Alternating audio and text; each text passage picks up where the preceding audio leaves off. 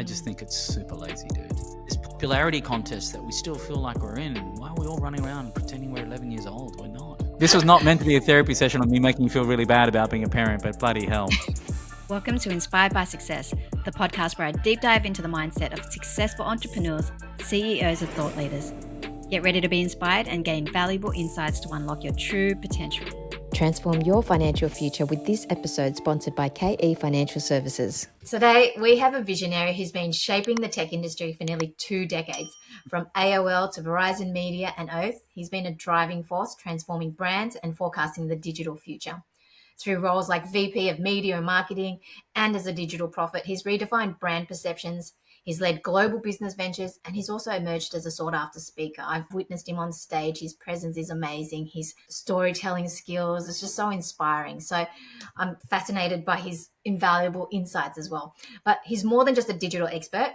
He's a seeker of life's moments, finding peace in sunsets, and advising all these intriguing companies. So today, let's dive into the extraordinary story and wisdom of this tech wizard as we navigate through his remarkable journey. His name is David Shingy, and I'm super honored to have him on the show. Welcome, David.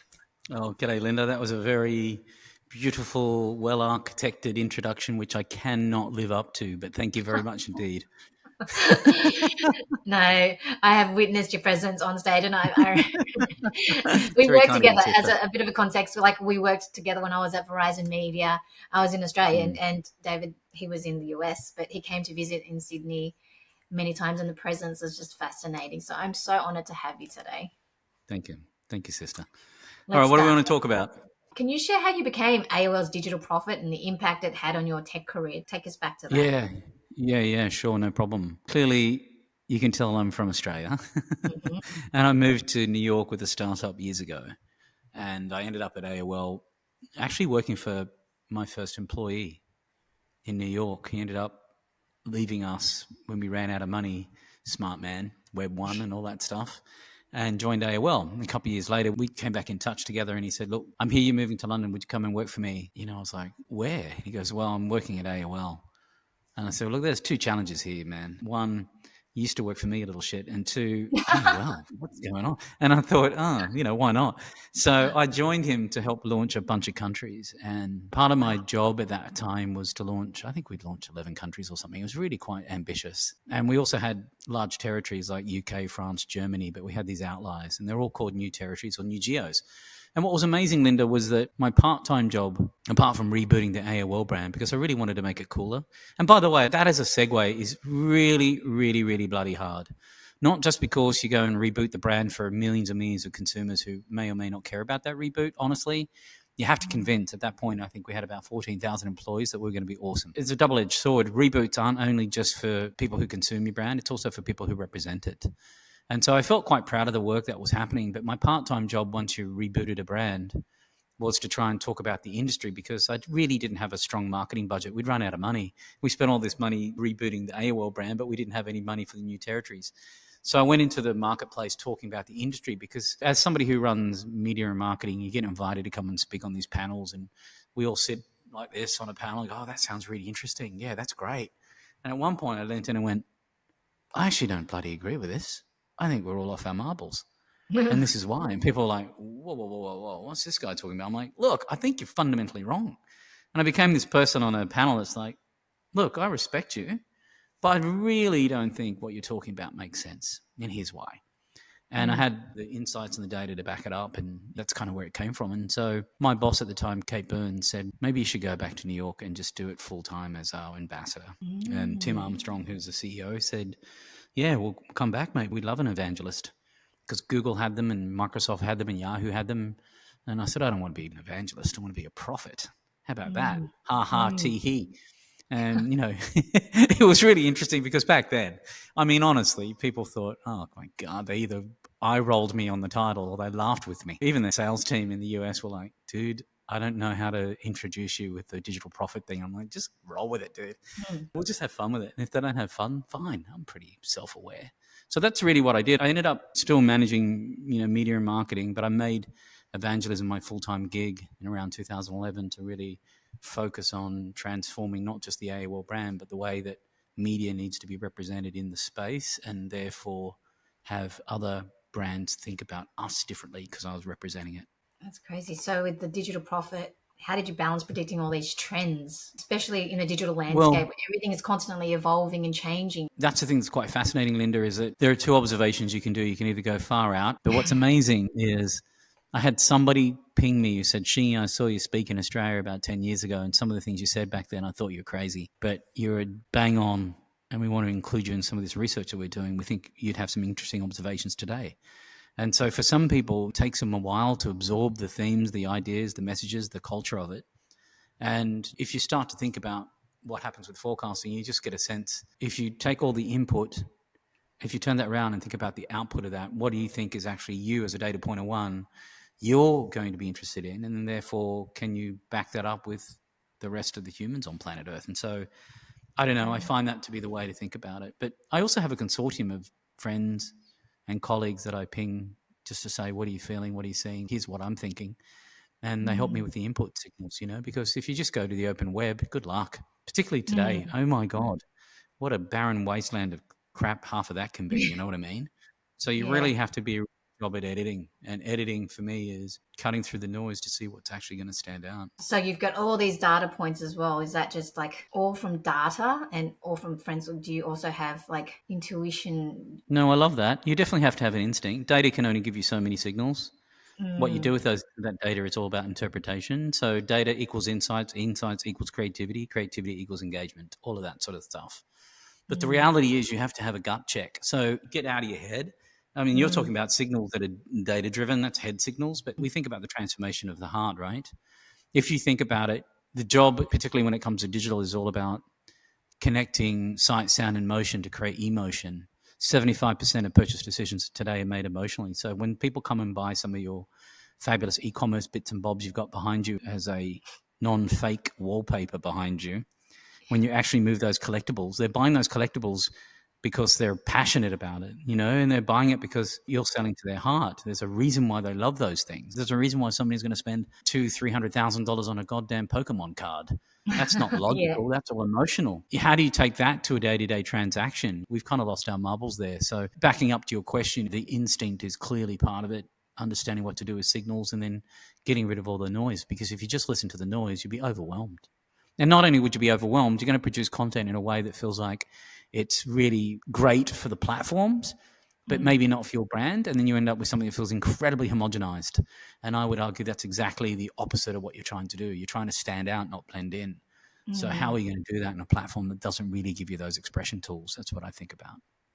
So how can brands do that? Like even if it's like an individual building their brand or an e-commerce brand, how can they be better at storytelling, creating emotions? What advice would you give? I can give a ton of advice there. There's two things. One is you don't have to worry about the platforms doing what they do. Once you do your research, the e-commerce platform is going to allow you to get a really high-performance website that loads quickly, does what it needs to do.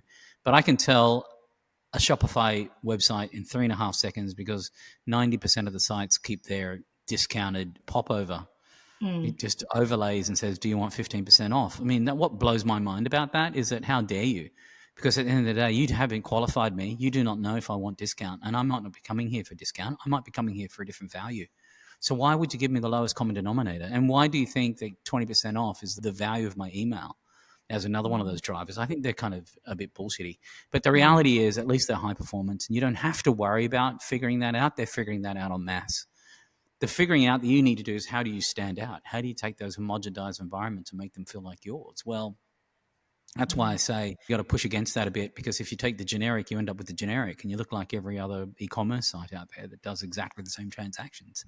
So where's the personality? And if you think about it, we are individuals. When I see the way that you've expressed yourself, particularly across your social platforms, LinkedIn is a good example, you've got a vibe, you know what you're up to. You're trying to express yourself as a person of interest, and I love that. And I don't mean that person of interest as in a police coming to take you away, haha. I mean person of interest as you're an interesting person. And so I think part of it is you've got to have a point of view. And that point of view starts with, why did you do what you do? Within the first 5 minutes of you and I catching up, you were very transparent with me by saying, I'm still exploring where I need to go and what I'm doing, and I'm interested in these things. And I haven't quite found the thing that I'm in love with. I'm passionate about them, but I'm in love with it. I'm not sure yet. And I love that, because most people are going to try and BS you and say, look, I think what I'm doing is incredible. and they're going to try and be very strong and powerful. And it's like, really, dude? Is your day-to-day that good? I mean, most of us are still growing. And if you're not growing, then how are you creating? But back to your original story, your story. I mean, you started to tell me about your story. You already understand that that's the thing that distinguishes us off the other 8 billion people on planet Earth, not performance. I don't give a shit about performance. Give me your email address, get 20% off. Sleep on this mattress for 99 days. You don't like it, send it back. Buy one, get one free. All those performance metrics, boring. That's commoditized, right? Yeah. But the biggest thing is, what's the feel? So if you've got a great story, the thing does what it does because you're using the right platforms to do performance, then what's your feel? What's your sensorial? So when I engage with Linda, for example, if I engage with a brand, what's that feeling I'm going to get? And can I get that from the first moment I experience it, from everything from the iconography, the colors, the way it's described, the photography, the videos? Is that going to give me enough to say, this brand is luxurious, or this brand is premium, or this brand is economic, or this brand is the lowest common denominator DR brand? All of those things, that sensorial is something that I think people can spend time on digitally. We have that in the physical world. As soon as you sit in that gamer chair that you're in, I don't know what the logo says behind your head there, but it's clearly a gamer chair. Typhoon. Woohoo! You sit in that chair, immediately you get a sense of the feel of that. You know whether that's a premium chair, whether it's an economy chair. You'll know within seconds. So how do you translate that knowingness, that sensorial, that physical sensorial to digital? That, I think, is the goal. Wow. Can we go to your thoughts on AI and how businesses can leverage it? AI is just transforming so rapidly, and there's so many tools out there, and it makes us so efficient. Like, I rely on it. And yes, I'm going to openly admit it.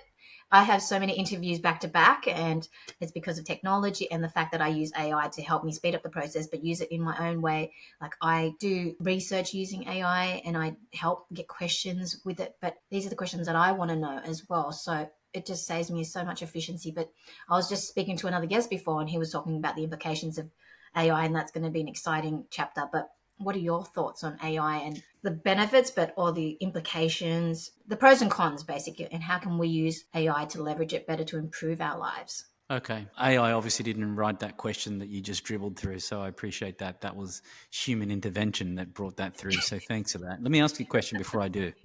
Yeah. What did you study? I studied advertising. But here's what I think is interesting. I studied graphic design on the last school.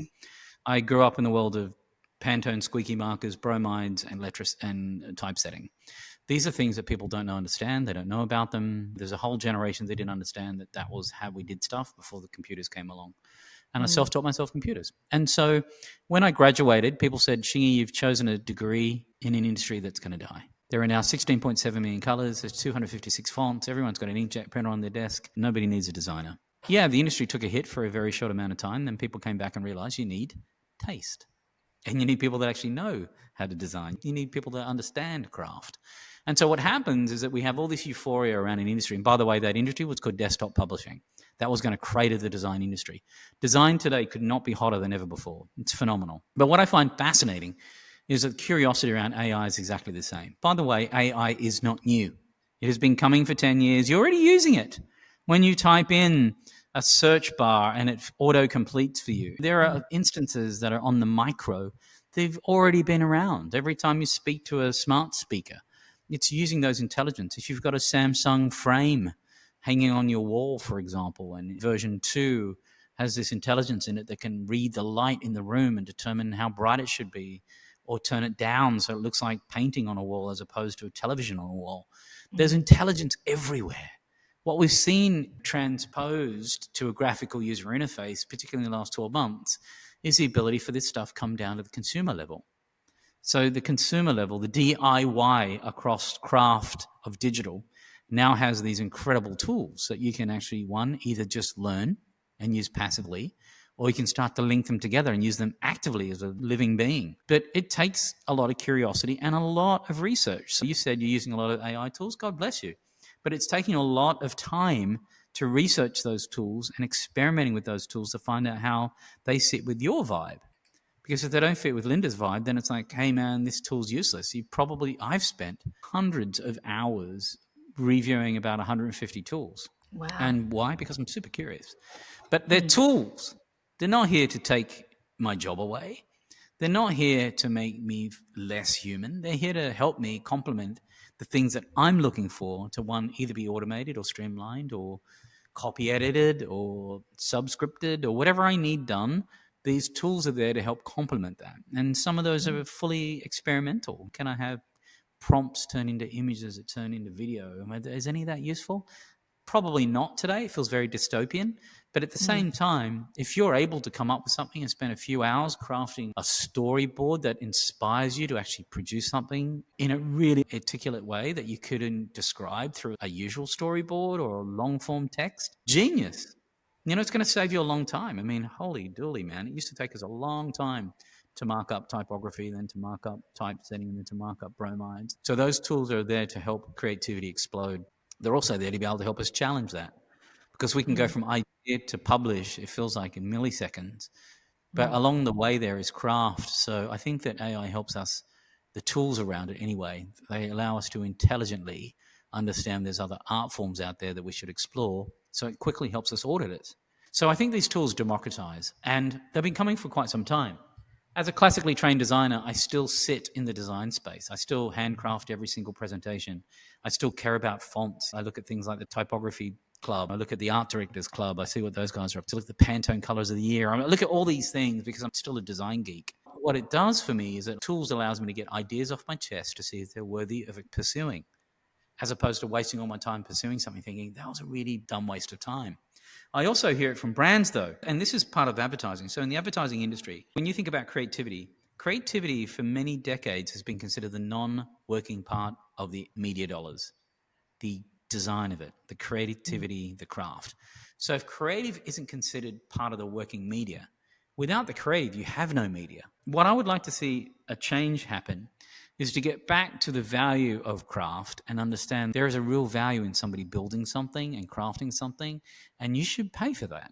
Now, if you can concept that thing quickly in AI and then you execute it using other tools, that's awesome. But to get to the idea faster, we have to come back and understand that today a lot of these tools are being developed because it seems like the industry doesn't want to pay for creativity. The truth is they should. I've heard that one of the biggest magazines has used AI to write an article pretending it was a human too. It just makes people lazy as well and not use our brains. I'm lazy sometimes and I want to get AI to help me with these ideas and then I refine it from there. But do you think it makes us more unintellectual as a society or? No, and here's why. And this is why I'm excited about it. Get you to do other things faster that you're interested in. I mean, Linda, you're a polymath. You've got many different things that you're interested in, whether that's e-commerce, social, whether it's collectibles, whether it's fashion, music, food, whatever you're into, anything that can help you and your creativity get to those, I'm just going to call them art forms, faster. Brilliant. When we think about it from a commercial side of things, if somebody can copy it better than you can, and it happens to be a crowdsourced algorithm of great writing techniques, awesome. Because I still struggle with where to put a bloody comma. Is it before or after it? I don't know. Pronouns. I'm still struggling with that. So awesome. I don't have to. Why? Because it allows my brain to go do something else as opposed to sit there and go, is it apostrophe S or is it just S? Or is it S apostrophe? Is it ownership? I mean, I'm like, too hard. So I think those efficiencies are really valuable. And I also think they're valuable because they just allow the human to get on and do some other things that you're really designed to do. Yeah, that's definitely true. I totally agree with you there. In the rapidly changing landscape, what key skills do you believe will be crucial in this new world that we're living in? What's going to be crucial for the future professionals? Empathy. So that's a tool that we don't use enough. We also don't allow it to live and breathe. We still live in the company of humans and we still want to work around and with people. Look, you are now a solopreneur, I guess. You're working for yourself, by yourself. True? Yeah, I've got VAs, so that help me do everything. So what's interesting about that, though, is that when I go and visit some of these agencies, man, they're struggling to get people in twice a week, maybe once a week, maybe 3 times a week. And when they do, people put their headphones on, they sit in a booth and they still continue doing their work in isolation and or they sit on Zoom calls. And so what happens there is we miss those human moments, right? Where if you and I were in the room together, this interview would be very different. The energy would be different. The topics we discuss will probably be very different. The intimacy is going to be different. And that also happens when we're in the workplace. There's something that happens fundamentally in the world of trust. And I'm a bit concerned about that. So trust is another tool that we need to get back to because this world is a little bit correct and if all of these tools that are coming allow us to be more efficient, then we also need to be more effective. And so effective skills and tools also allow us to do things like effective brainstorming, better management, ability to come up with ideas that radiate as opposed to linear.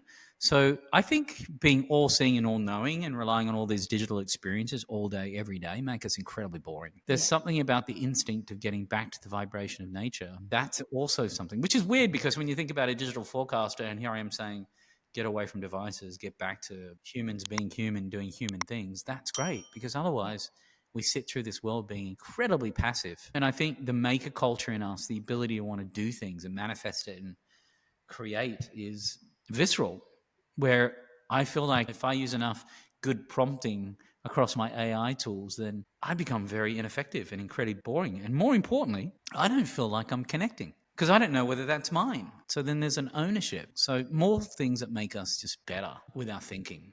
Because if we've got things that automate some of that thinking, great, then how do I become even more creative? And not, how do I use AI to come up with a bunch of questions for somebody I don't know very well? So give me some interview questions because I'm pressed for time, which is, I'm sure, how the hell you use your tools. God bless. I'm looking for the opposite of that. I'm looking for the thing that's a really interesting question. And also, we grew up in Australia. Good Lord, I grew up with Mr. Squiggle. It wasn't until 20 years later I realized how important that thing was, where, for those who don't know what we're talking about, Linda, do you know what I'm talking about with Mr. Squiggle? Yes, with the puppet guy with the pencil writing. Yeah, that's right. It looks like they'd start off with a squiggle on a page, like some sort of curvy line. Yeah. And Mr. Squiggle would take that thing and create a beautiful piece of art out of it. Mm. I mean, that's genius. I started doing that with my daughter. My daughter's 7 in February. But I started doing Mr. Squiggle with her when she was like 2 and 3 and 4 and 5. And we do it all the time because it just allows her to think differently around, here's a blob or a stroke or an idea of nothing, turn it into something magical. And she'll do the same thing for me. That's what I'm looking for. And AI is not that, by the way. AI is generative. It's got to learn from a data set.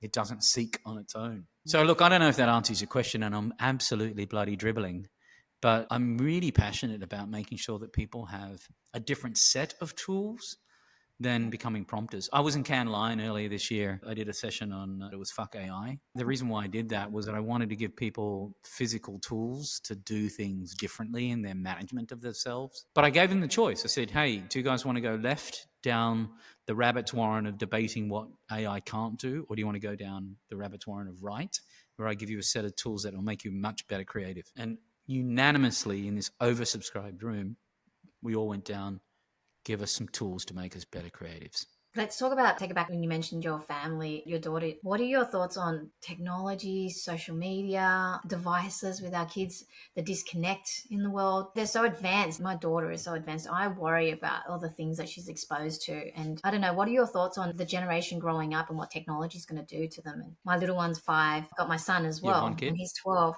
No, I've got 3. So you got a 5-year-old, you got a 12-year-old, and what else? 26-year-old. You've got every single category except for the boomer. You've got every single category all under the one roof. You've got millennial, Gen Z, and Generation Alpha all in the same roof.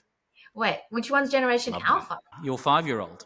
Oh, I didn't know that. Jeez. Wow. Yeah, the eldest Generation Alpha is 13 today. There's 2.8 million of these kids born in Generation Alpha per week. Most of them are being born in Asia, of course. But what's amazing is that they're the great screen age. You talk about your kids growing up, your 12-year-old growing up in an analog world, and at some point they flipped over to screens. This kiddo of yours that's 5 has grown up only with screens because during COVID, she's seen you in front of a screen, has been in a screen, blah, blah, blah. The average age of a kid getting a mobile phone and mobile cell service in the US is 7. It's disgusting. And then the social pressure of somebody turning up to a dance class with other kids with the cell phone. It's like, well, how come that kid gets one? Where's mine? There's lots of pressure there because that, in my mind, is the laziest thing a parent can do. And it's no judgment on them. I just think it's super lazy, dude. Turn up to a restaurant, hand a kid an iPad or whatever, because you can't be bothered to entertain them or have them enjoy the experience of going to the luxury of going to a restaurant and engaging. That is not the problem of the child or the technology. It's the problem of the person delivering that technology to the child. Guilty sometimes. So change that habit because that's not fair to them. Yeah. And it sure isn't fair to you. because you're going to feel good. The number one guilt for young parents today is what? I don't spend enough time with my kids. Is that true or false? Do you feel like that with your 5-year-old? Yeah, they grow so And fast. what's the second thing you feel guilty about? Just Too much screen time. not connecting properly. Your kid's got too much screen time. So those two things, they're the number one guilts. Kids are fatigued. It used to be sports. Those days are bloody well over. So you have to really work at it, man. And I'm sorry, it's just what it is. It's hard work. But it's what has to happen. And here's why. If you deprive children of screens today, they are not going to miss out. Because the ability to pick up on technology is absolutely simple. So as technology continues to advance, it's easier to be skilled up. Like, you're never going to be left behind. If you don't teach a kid Ruby Rails today or Python, guess what? They're still going to be okay. And they're also going to be able to pick up those programming languages because that shit is democratized. I guess my point is the lowest common denominator is to make sure that they feel like they're a device for entertainment is not a device for engagement. And we need to reset that. It needs to be reframed. Yeah. And more self-awareness and connection and like, definitely. Sorry, this was not a therapy session on making you feel. This was not meant to be a therapy session on me making you feel really bad about being a parent. But bloody hell, get your shit together. I know myself. I know I'm totally guilty. I admit that, and I'm being more self-aware of it too, and just trying to connect and just delete apps that I know that aren't useful for their brains as well, and just protecting them. But I guess the dinner thing, I'm guilty of that too. But I like to have conversations as well, and we try to talk. So that's, I think, really the time. They grow up so fast, so we've just got to connect with people and our children and just... Can I tell you something? You said they grow up so quickly and time goes so quickly. I think at the end of the day, you're absolutely right, but it's also your choice. How you choose to manage your time. There is an economic that you need to take care of. I get that. But maybe a de-acceleration will allow you to do two things. One, connect with the things that you care about most. And it may actually change your environment to be able to say, if I put less pressure on myself, I may create, instead of it being an output of energy of work. By the way, it's probably our Asian heritage, by the way, sister. So it's certainly mine. I grew up in a very doing culture too, sis. So I'm here. But maybe if you decelerate that, you actually open up a channel to receive more, and something super special may happen. But if you don't do that and you're constantly just throttling, well, then you have no time to wind down the windows, smell the fresh air, and actually get the air in the house. It's going to be a very different velocity that you're driving. And so it's just an observation, how do you create space for something else to come in that feels like needs to be there? Whether that's time in nature with your daughter or in an art gallery or just going to do a painting class together or doing something completely analog. And you never know what else you're going to receive because it just sounds like the acceleration is so one way. It's throttling. Also, that's the curse of the polymath. As humans, we're very interested in many things. We shouldn't be interested in those many things being all one-dimensionally in screen technology. You shouldn't go from speaking to a bunch of people today in these podcasts that you're going to be doing to making yourself super busy by making sure that your collectibles are taken care of, to make sure that you're super busy by stepping into the living room and turning on the TV because you're exhausted, you need to entertain yourself. You got to break those habits. What do you do? You've got a busy lifestyle. You're living in the US. What rituals in mind? Like, you seem to be calm and self-aware. What rituals do you practice? And you love going out to be outdoors and whatnot too, despite this crazy technology world. How do you do it? Two things. I left Australia, I think, because I just wanted a different vibration. And coming to live in New York, that vibration is the volume is high. So I was lucky to have the duality of being outside the city. We have a place out on Long Island, but I moved out to it full time. And when I first moved out here, I hated it. It was just like, my God, it's too quiet. It's too much nature, blah, blah. I didn't like nature. That's why I left Australia. It's incredible because for me, the best way to balance is to move. Doesn't matter where I am, whether I travel, what I'm doing. When I go and speak somewhere, I make sure that I utilize my time, not just to make sure I carve out time for myself, whether that's playing the guitar, whether it's getting on the beach, whether it's going for long walks, whatever it is that I feel like is anti-technology. But I also ask to have a presentation at the university so I could go and meet students who would normally not have access to an international speaker like me. And not because I'm something, it's because I want to give back. I want to do things that feel like they're edifying. And for me, that's a different type of accomplishment. You know what I mean? So it gives me a different velocity. So I get a lot of satisfaction out of, giving back. Giving back is important. And are you still traveling now as much as before as well? Not quite as that same velocity, but Yeah. when I do travel, I make sure that I elongate my travel. I'm not just in and out on a day anymore. I'll go and spend 3 or 4 days there, but also have the privilege of actually traveling with my daughter. We homeschool her. So it was getting very challenging traveling for 4 or 5 months, which I did last year. Yeah. They don't really like that when you travel, you pull your kid out of school for that length of time. But I'm like, the greatest university is outside of these walls. So we're taking her, like it or love it. But we just decided to change that velocity, and we now homeschool her, so I can travel as much as I like and take my daughter ocean with me if I want. Wow, So that's very. that's just kind of orchestrating and architecting a different type of life. It's not easy, by the way. Homeschooling is a whole nother discussion for another time of craziness. But the value of that is so much worth it already. So much worth it. From the education level also to the flexibility.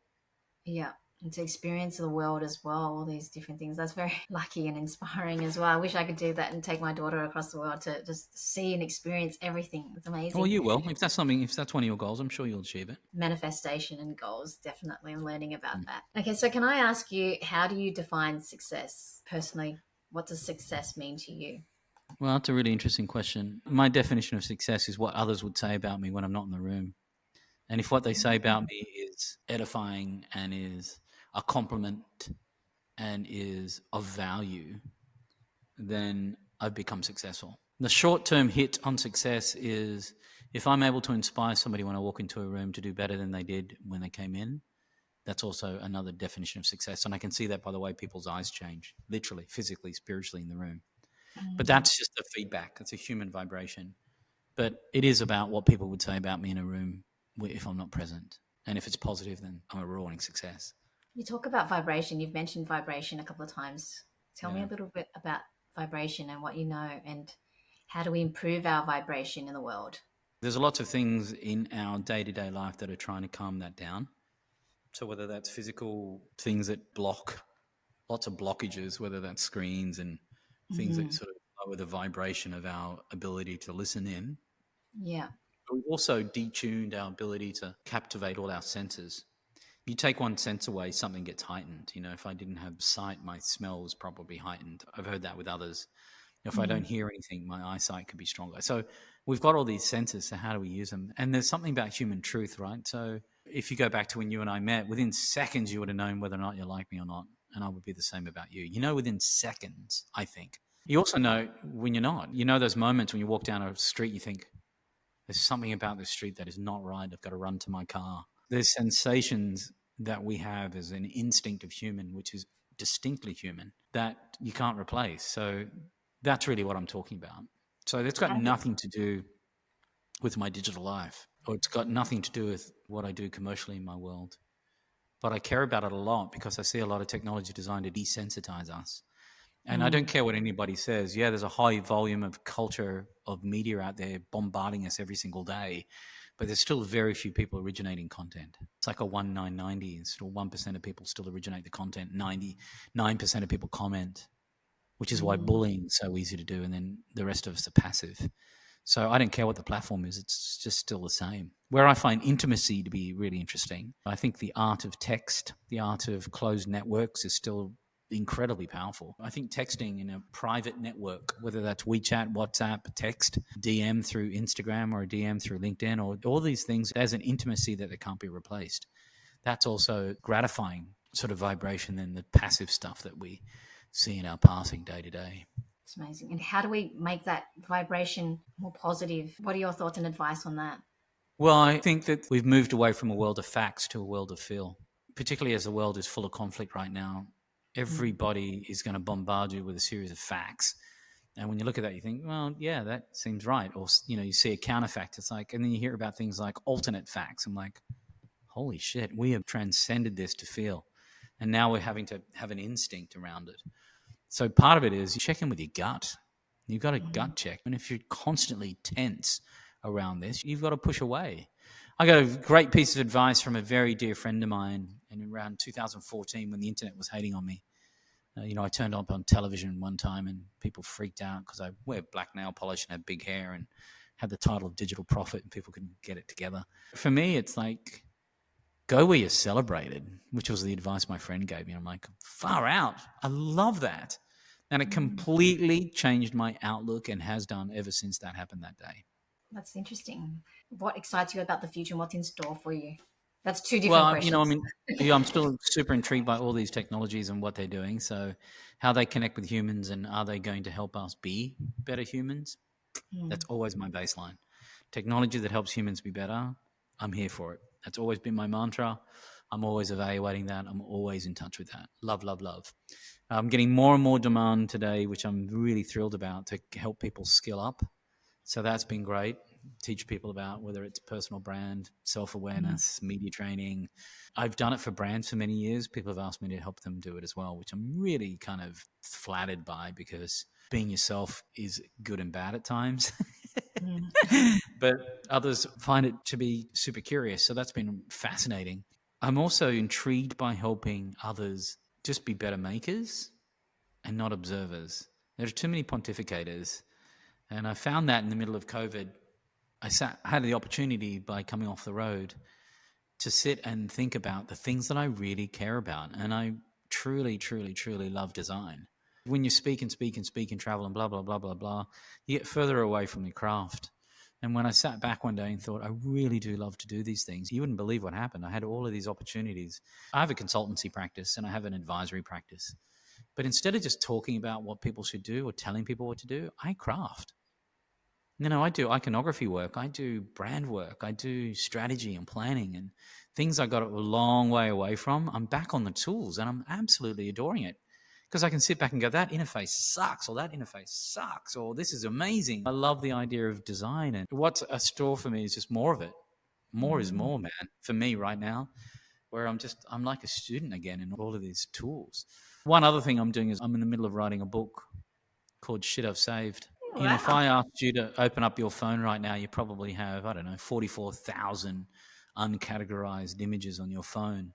But if I asked you to show me an image that you're really proud of or that you love or reflects where you are in the moment, you'd probably find one pretty quickly.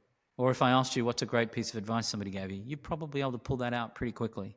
In the 19 tabs that you probably have open in your Chrome browser now, why you saved all that shit in your bookmarks? Or what have you got on your desk that's cluttered? Why have you got that one element on your desk? Or why do you wear that one necklace? Why have you saved these? What are they mentally for you? What are they? Because as we continue to outsource all of our stuff to the cloud, we get very boring. So why have I saved that?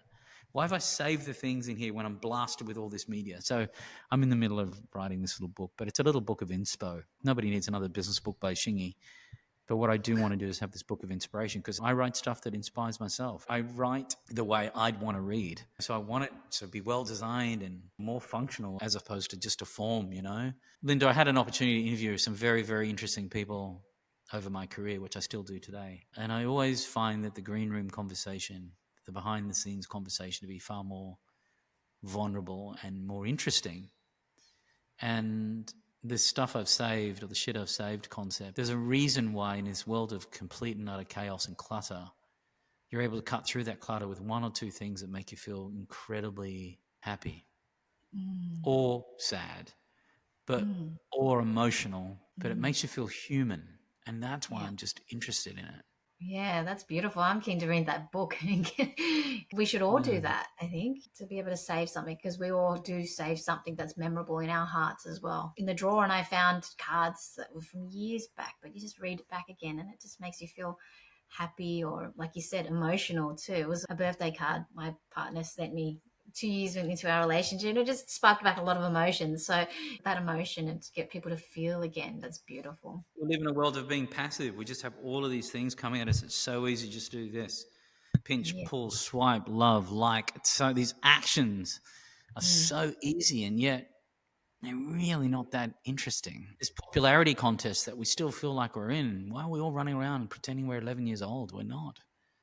We don't have to be. It's not about popularity. It's about clarity. It's about engagement. It's about edification. It's not just about popularity and I don't know. I'm fascinated by it. You've caught me at a moment where I can be reflective, I guess. Yes, very deep. I'm so happy for you that you've turned back your passion again and doing what you really love and enjoy too, Yeah. because that will just spark into your books and into your work, and you'll be able to share that with the world and inspire people even more, which you've already been an inspiration. But now that you're getting back to what you love, it's going to be a next journey, a beautiful journey for you. So I'm Yeah, I happy for appreciate you, you. Linda. Thank you Yeah. so very much. Finally, where can people find you if they want to follow you, if they want to read your Oh, book? yeah. Still at shingy.com. If you want to see what my personal life looks like, go to David Shingy on Instagram. And if we've met in person, then you can go and hang out on LinkedIn. It's bizarre. I'm hanging out more on LinkedIn than I am in Facebook. I like LinkedIn too. Yes, you actually connect with more people than random strangers like Facebook Yeah. has. But yeah, Amen. awesome. Thank you so much for your time. I really appreciate it, and all the best. Appreciate you. Congratulations. Okay. Thank you. See you later.